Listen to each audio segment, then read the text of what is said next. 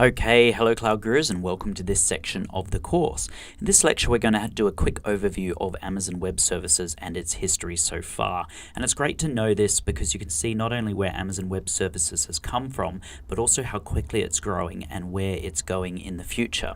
So one of my favorite quotes is from Andy Jassy, and he's the CEO of Amazon Web Services. And he said invention requires two things. One, the ability to try a lot of experiments, and two, not having to live with the collateral damage of failed experiments. And before AWS came along, if you're a startup, you needed to go out and get funding, and a lot of that funding would be spent on physical infrastructure. So you'd be out there buying servers, you'd be out there buying networking gear, routers, load balancers, etc. And you'd have to put these into either your own data centers or into dedicated racks that you had co-location with, and it was extremely expensive in terms of capital expenditure. Now, when Amazon Web Services came along, suddenly you didn't have to worry about this anymore. You could suddenly just provision virtual machines in the cloud.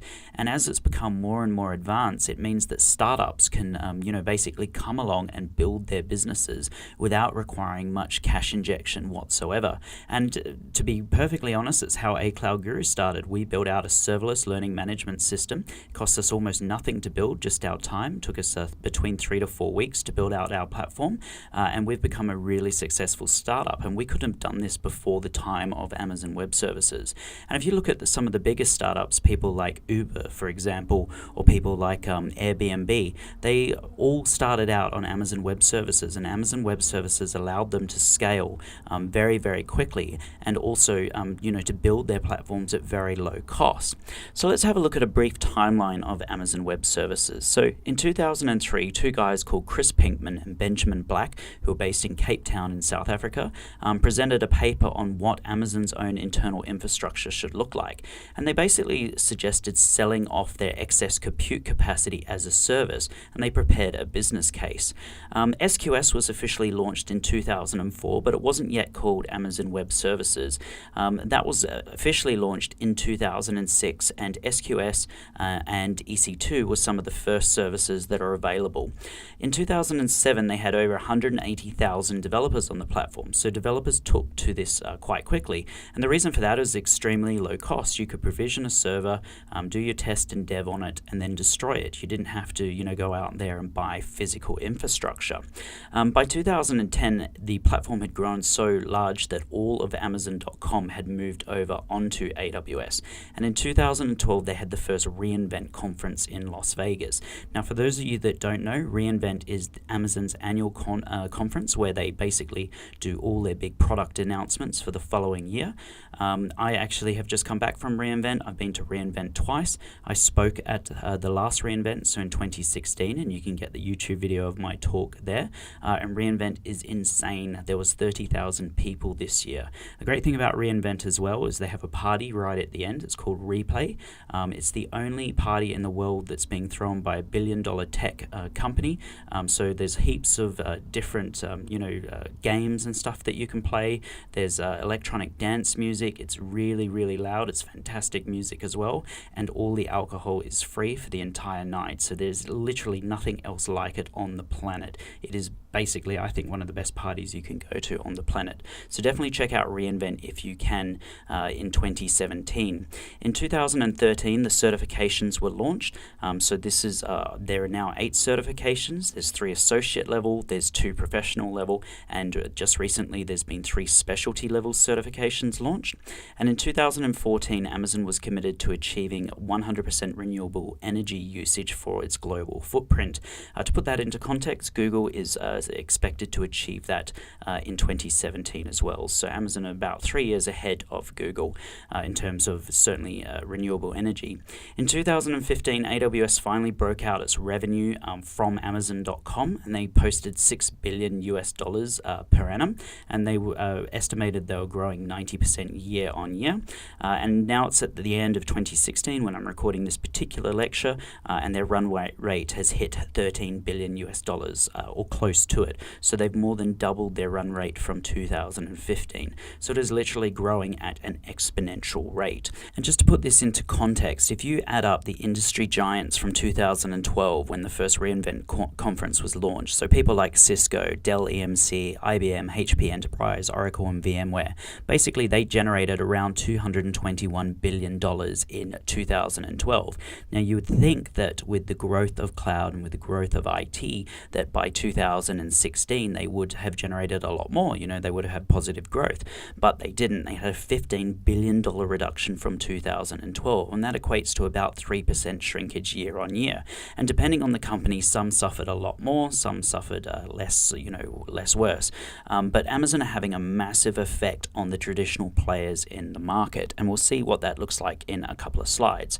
Before we get into that, though, I just wanted to talk about the new service announcements and updates, and we covered this off in the introduction lecture, but in 2011 they had 82 new services, in 2012 they had 159, in 2013 they had 280, in 2014 they had 516, in 2015 they had 735, and just ending 2016 they've had over 1,000 new services and updates to the AWS platform. So it is growing exponentially, and it can be hard to keep up, and for that reason I would tell you to subscribe to our YouTube channel. We have a new video blog out every single week where we talk about all the new AWS products and services that have been released. It's so much easier watching it on YouTube than reading through all the documentation that they push out there every single week, but it's entirely up to you. You can also set up an RSS alert for Jeff Barr's blogs. I would definitely recommend doing that.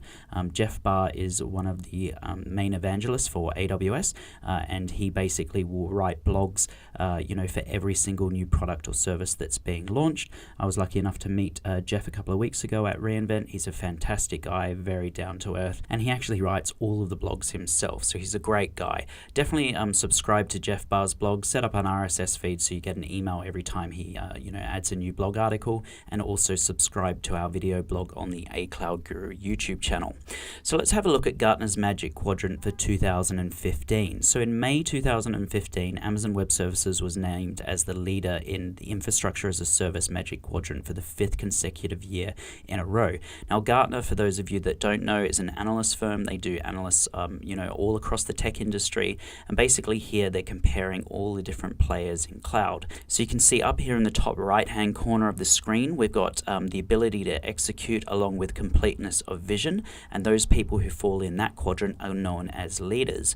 You've then got visionaries down here. We've got our niche players and our challengers, and you can see here that Amazon Web Services is by far ahead as the leaders.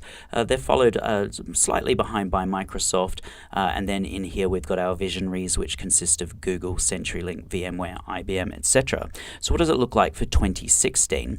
Well, basically Amazon Web Services is still is the main leader.